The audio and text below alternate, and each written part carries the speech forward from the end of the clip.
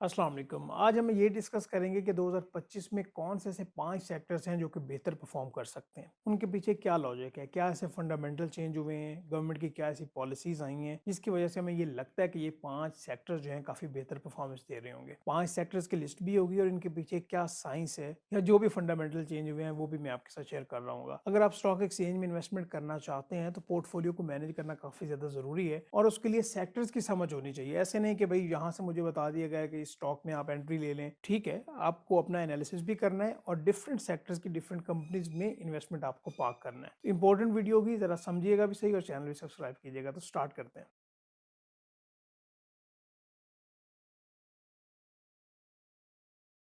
आज मैं आपके साथ 5 ऐसे सेक्टर्स शेयर करूंगा जो कि 2025 में ज़्यादा बेहतर परफॉर्म कर सकते हैं। ये सिर्फ सेक्टर्स की लिस्ट नहीं होगी बल्कि ऐसी क्या फंडामेंटल चेंजेस आई हैं जिसकी वजह से अभी तक इनकी परफॉर्मेंस बेहतर रही है और फ्यूचर में और ज़्यादा बेहतर परफॉर्मेंस आएगी।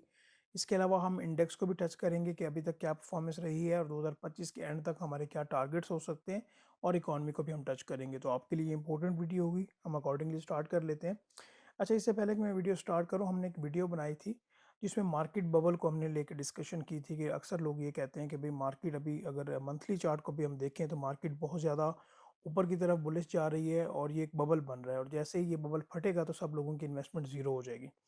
अगर आपने ये वीडियो नहीं देखी तो वो आप काइंडली ज़रूर देखिए। मैं जिस तरह हम बता चुका हूँ कि वो हमारे चैनल पे बहुत इंपॉर्टेंट वीडियो है, तो उसका लिंक मैं डिस्क्रिप्शन में ज़रूर डलवा दूंगा, तो इसके बाद आप वो ज़रूर देख लीजिएगा, आपके काफ़ी पॉइंट्स क्लियर हो जाएंगे। तो हम अकॉर्डिंगली स्टार्ट करते हैं और सबसे पहले हम इंडेक्स को ही टच कर लेते हैं।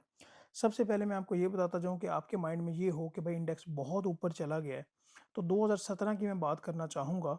प्री कोविड की अगर हम बात करें तो यहाँ पे मार्केट जो है वो 40,000 39,000 से लेके को 40,000 की रेंज में थी और यहाँ पे फिर नीचे मार्केट आई।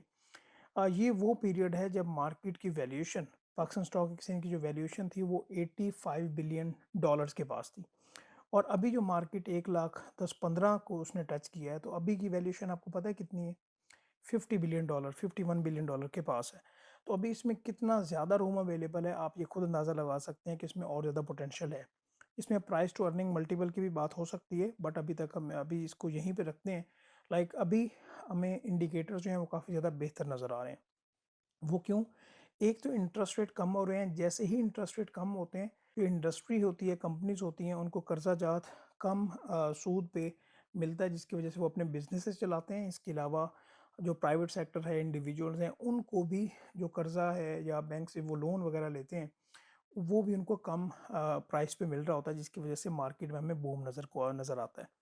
एक तो इंटरेस्ट रेट कम हो रहे हैं, करंट अकाउंट पहले डेफिसिट में होता था, वो अभी सरप्लस में है। जो फॉरेन रेमिटेंसेस है, जो पाकिस्तान से जो पाकिस्तानी फॉरेनर्स हैं, वो पाकिस्तान में जो पैसे भेजते हैं वो ऑल टाइम हाई पे हैं और हमारा जो रिजर्व्स हैं वो भी काफ़ी ज़्यादा बढ़ रहे हैं। तो ये सब कुछ इंडिकेशन यही मिलती है कि अभी मार्केट आगे बहुत आगे बढ़ेगी। ये क्लियर मैं आपको बता दूँ। और यहाँ तक जो मेरे टारगेट्स हैं एज़ पर माई एनालिसिस, क्योंकि मैं भी देखें सीख रहा हूँ। मैं कभी भी नहीं अपने आप को ये कहता कि मैं बहुत ज़्यादा एक्सपर्ट हूँ। तो मेरी वर्किंग के अकॉर्डिंगली 155,000 प्लस तक का जो हमें ये इंडेक्स है, ये हमें इस साल के एंड से भी पहले में भी हमें देखने को मिल जाए। ये अपने पास सेव कर लीजिएगा और बाद में देखेंगे क्या रिजल्ट्स आते हैं। ये हो गई इंडेक्स की बात, टारगेट्स की बात। अभी हम बात करते हैं जी कौन से सेक्टर्स जो हैं वो बेहतर परफॉर्म कर सकते हैं। तो पाकिस्तान स्टॉक एक्सचेंज की हम डेटा पोर्टल पे आते हैं, मार्केट में जाते हैं और यहाँ पे सेक्टर समरी को हम निकाल लेते हैं। अच्छा, यहाँ पे देखें तो हमारे पास काफ़ी सेक्टर्स आते हैं, ठीक है। एक इम्पोर्टेंट बात और मैं वहाँ यहाँ पे डिस्कस करना चाहता हूँ कि जो स्टॉक एक्सचेंज में बिगनर्स होते हैं, या बहुत वो कहते हैं जी हमने थोड़ा सा भी रिस्क नहीं लेना। वो कहते हैं कि हमने ऐसे स्टॉक्स में इन्वेस्ट करना है, ऐसे सेक्टर्स में इन्वेस्ट करना है जो कि डिविडेंड ज़्यादा देते हैं। एक बात नोट कीजिएगा, जो स्टॉक आपको डिविडेंड ज़्यादा देगा, वो आपको कैपिटल गेन की मद में उतना ज़्यादा बेनिफिट नहीं देगा, ठीक है। अगर हम इस पर्टिकुलर मार्केट को देखें कि मार्केट बहुत ज़्यादा बुलिश है, इस मार्केट में आपको हम ज़्यादातर उन स्टॉक्स में आपको इन्वेस्ट करना चाहिए, उन स्टॉक में आपको एंट्रीज लेनी चाहिए जो कि आपको कैपिटल गेन की मद में बेनिफिट दें। अभी उनमें भी डिफरेंट आगे कैटेगरीज बन जाती हैं, tyre 1 stock, tyre 2, tyre 3 stocks, ठीक है। तो वो आपने अकॉर्डिंगली अपने डिसीजंस करने होते हैं। बट यहाँ पे इस मार्केट में रिकमेंडेशन है कि अगर मैं होता तो मैं जो है ना ऐसे स्टॉक्स में इन्वेस्ट करता जो कि कैपिटल गेन की वजह बेनिफिशियल है। अगली बात कि कौन से सेक्टर्स को सिलेक्ट किया जाए। देखें, ऐसे हमें सामने सेक्टर्स को देखना होता है कि जो गवर्नमेंट की पॉलिसीज़ हैं, उन सेक्टर्स को वो काफ़ी ज़्यादा सपोर्ट कर रही हों। इकॉनमी की जो इंडिकेशन है, इकॉनमी बेहतर चलेगी तो कौन से सेक्टर चलेंगे? अभी तक तो आपको ये पता चल चल जाना चाहिए। तो सिक्लिकल जो सेक्टर्स होते हैं, सिक्लिकल स्टॉक्स होते हैं, वो ज़्यादा बेहतर परफ़ॉर्म करते हैं जब इंटरेस्ट रेट कम हो रहे होते हैं। तो यहाँ पे मैंने कुछ इंडिकेशन की है, वो मैं आपको बताना चाहता हूँ। जिसमें जो सबसे पहला मैंने सेक्टर सेलेक्ट किया है, बल्कि दोनों एक टाइप के ही हैं, आप समझ लें। वो हैं दोनों यही, क्या है जी, ऑटोमोबाइल असेंबलर और ऑटोमोबाइल पार्ट्स एंड एक्सेसरीज़। ये 2 स्टॉक जो हैं, ये काफ़ी ज़्यादा बेनिफिशियरी होंगे 2025 में, और इनमें हमें अच्छा बूम देखने को मिलेगा। अच्छा, यहाँ पे एक छोटा-सा टारगेट भी रख लेते हैं कि इस वीडियो में तो मैं आपको सेक्टर्स बता रहा हूँ, उनके पीछे रीज़न बता रहा हूँ। अगर आप इस वीडियो के कुछ 750 एक लाइक कर देते हैं, तो मैं हर सेक्टर्स में से कोई 2-2, 3-3, 4-4 स्टॉक्स, लाइक कोई 15 से 20 स्टॉक्स की लिस्ट आपको शेयर कर दूँगा, जो कि 2025 में बेहतर परफ़ॉर्म कर सकते हैं। बल्कि एक वीडियो पोर्टफ़ोलियो पे भी बननी चाहिए, तो उसके अकॉर्डिंगली आप कर दीजिएगा लाइक। अच्छा, ऑटोमोबाइल असेंबलर में काफ़ी अच्छी कंपनीज़ हैं, गाल है, जीएचएनआई है, एजकार है। ऑटोमोबाइल असेंबलर में जीटीवाईआर है, गंधारा टायर्स, और उसके अलावा एटीबीए, और काफ़ी अच्छे इसमें स्टॉक्स हैं, जिनको देखा जा सकता है।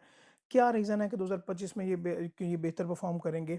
आप में एक फंडामेंटल पॉइंट कि एक तो इंटरेस्ट रेट कम हो रहे हैं, उसकी वजह से जो लोग हैं वो कार फाइनेंसिंग की तरफ ज़्यादा जाते हैं, और दूसरा इंटरेस्टिंग पॉइंट ये है कि पहले कार फाइनेंसिंग की लिमिट थी 3 मिलियन। अभी नोटिफिकेशन आया है, लाइक उसके ऊपर इम्प्लीमेंटेशन अभी नहीं हुई, उसको बढ़ा के 6 मिलियन कर दिया गया। अभी 6 मिलियन 60 लाख और 30 लाख में बड़ा फ़र्क है, 100% इसमें इंक्रीज़ आया है। जब लोग से 6 मिलियन तक फाइनेंसिंग करवाएँगे, तो यहाँ पे प्राइवेट सेक्टर जो कि कॉर्पोरेट कल्चर है, उसमें भी हमें कार ज़्यादा देखने को मिलेंगी, कि उनकी परचेज़िंग हो रही है, और इंडिविजुअल भी ज़्यादा परचेज़ करेंगे, जिसकी वजह से हमें ऑटोमोबाइल असेंबलर में तो बूम देखने को मिलेगा, और ऑटोमोबाइल पार्ट्स के अलावा तो बूम नहीं ना आता। तो ये दोनों सेक्टर ही 2025 में हमें ज़्यादा बेहतर परफ़ॉर्म करते हुए नज़र आएँगे। और इसके अलावा ये एचईवी और ईवी टेक्नोलॉजी, और इसके साथ जो गवर्नमेंट की पॉलिसी है, वो भी इस सेक्टर को काफ़ी ज़्यादा सपोर्ट कर रही है। क्लियर हो गई बात? उम्मीद करता हूँ कि जहाँ तक पॉइंट क्लियर है। अगले सेक्टर पे जाते हैं। अब यहाँ तक 2 सेक्टर हमने कवर किए हैं। अगला सेक्टर है जी हमारा फार्मास्यूटिकल। फार्मास्यूटिकल क्यों? अच्छा, फार्मास्यूटिकल को लेके एक बहुत ही बेहतरीन स्टोरी है, वो मैं आपको बताना चाहता हूँ, एक फंडामेंटल पॉइंट है। वो मैं ऑलरेडी भी डिस्कस करता आ रहा हूँ। फार्मास्यूटिकल में स्टोरी ये है कि आपको पता होना चाहिए कि पहले क्या था कि जो भी मेडिसिन्स होती थी ना, उनकी जो प्राइसेज़ थी वो गवर्नमेंट रेगुलेट करती थी, जिसकी वजह से जो भी इस सेक्टर में कंपनीज़ फ़ॉल करती हैं, उनके जो ग्रॉस मार्जिन्स थे, उनकी प्रॉफिटेबिलिटी थी, अर्निंग पर शेयर थी, वो हिट हो रही थी, वो कम आ रही थी, जिसकी वजह से वो अपने शेयर होल्डर्स को, स्टेक होल्डर्स को उतना बेनिफिट नहीं दे पाए। बट इसमें हमें चेंज देखने को मिला। अभी लाइफ सेविंग ड्रग्स, दोबारा सुनिए, लाइफ सेविंग ड्रग्स के अलावा जो भी अद्वियात हैं, उनको इजाज़त दे दी गई है कंपनीज़ को कि वो अपनी प्राइसेस खुद तय कर सकते हैं, जिसकी वजह से अभी हमने देखा पिछले 2-1 क्वार्टर्स में काफ़ी बेहतर रिजल्ट्स आए हैं, और ये जो फार्मास्यूटिकल की कंपनीज़ हैं, उन्होंने बहुत अच्छे गेन्स दिए हैं। अब इसका मतलब ये नहीं है कि ये गेन्स रुक गए हैं, क्योंकि ये पॉलिसी तो अभी चल रही है ना, ठीक है? तो जिस तरह इनकी प्रॉफिटेबिलिटी बेहतर होती जाएगी, और ज़्यादा ईपीएस आती जाएगी, उसी तरह से ये कंपनीज़ भी ज़्यादा बेहतर परफ़ॉर्म करेंगी। फार्मास्यूटिकल ये तीसरा सेक्टर था। आगे हम बात करें तो इसमें सीमेंट सेक्टर है जी। कहाँ पे गया सीमेंट सेक्टर? ये सीमेंट सेक्टर। सीमेंट सेक्टर है, और सीमेंट सेक्टर के साथ ही जो है ना, वो फर्दर एक है स्टील सेक्टर। ये दोनों ही लिंक्ड है, मैं इनको समझता हूँ कि जब सीमेंट सेक्टर आपको ज़्यादा बेहतर परफ़ॉर्म करेगा। सॉरी, ये यार मैंने थोड़ी-सी गलती कर दी। किधर गया ये है सीमेंट सेक्टर, मैंने वो केमिकल पे निशान लगा दी, ये सीमेंट सेक्टर, और साथ इसके नीचे कहीं स्टील सेक्टर भी होगा। तो ये 2 सेक्टर हैं जो भी सिक्लिकल की लिस्ट में आते हैं, और मैं आपको बता दूं कि 2025 का साल जो है, ये सीमेंट सेक्टर को लेके काफ़ी ज़्यादा हमें बहुत बेहतर नज़र आएगा। एक तो सीमेंट की जो डिस्पैचेज़ हैं, वो बहुत ज़्यादा बर्निंग है, ठीक है? इसके अलावा जो सीमेंट की कंपनीज़ हैं, वो काफ़ी ज़्यादा डिस्काउंट पे मिल रही हैं, सही? तो इसमें डिजिकॉन सीमेंट हो गया, लकी सीमेंट हो गया, बेस्ट सीमेंट हो गया, ये बेहतरीन कैटेगरीज़ की यहाँ पे कंपनीज़ अवेलेबल हैं, जो कि आपको ज़्यादा बेहतर परफॉर्मेंस दे सकती हैं, ठीक है, 2025 में रहते हुए। स्टील सेक्टर की अगर हम बात करें, तो स्टील सेक्टर में भी क्या है कि एक तो कंस्ट्रक्शन में स्टील सेक्टर काम आता है, और इसका सिर्फ कंस्ट्रक्शन का तो आपको पता है ना, इसके अलावा इंडस्ट्री जिस तरह अभी ऑटोमोबाइल इंडस्ट्री है, बाकी कंपनीज़ हैं, ये रिक्शा बनाने वाली कंपनी, गाड़ियाँ बनाने वाली कंपनी, बाइक बनाने वाली कंपनीज, उनके स्पेयर पार्ट्स हैं, तो वहाँ पे भी जो स्टील सेक्टर है उसका अमल दखल होता है। तो इसमें काफ़ी ऐसी कंपनीज़ हैं जिनमें बहुत पोटेंशियल है और वो 2025 में आपको ज़्यादा बेहतर परफॉर्मेंस दे सकती हैं। तो ये वो 5 सेक्टर थे जिसमें मैं आपको दोबारा बताता जाऊँ, ऑटोमोबाइल असेंबलर और ऑटोमोबाइल पार्ट्स एंड एक्सेसरीज़, इसके अलावा फार्मास्यूटिकल, सीमेंट एंड वो स्टील। अच्छा, इसके अलावा एक और सेक्टर भी है, oil and gas and ENP, जो है कि एक्सप्लोरेशन एंड प्रोडक्शन जो कंपनीज होती हैं, वो भी आपको ज़्यादा बेहतर परफॉर्मेंस दे सकता है। सही हो गया?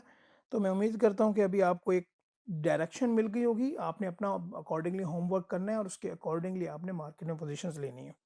तो अगर आपको ये वीडियो अच्छी लगे, कोई वैल्यू मिले, ज़रूर लाइक कीजिएगा और चैनल भी सब्सक्राइब कीजिएगा। तो मिलते हैं हम नेक्स्ट किसी और वीडियो में। Thank you so much. अल्लाह हाफ़िज़।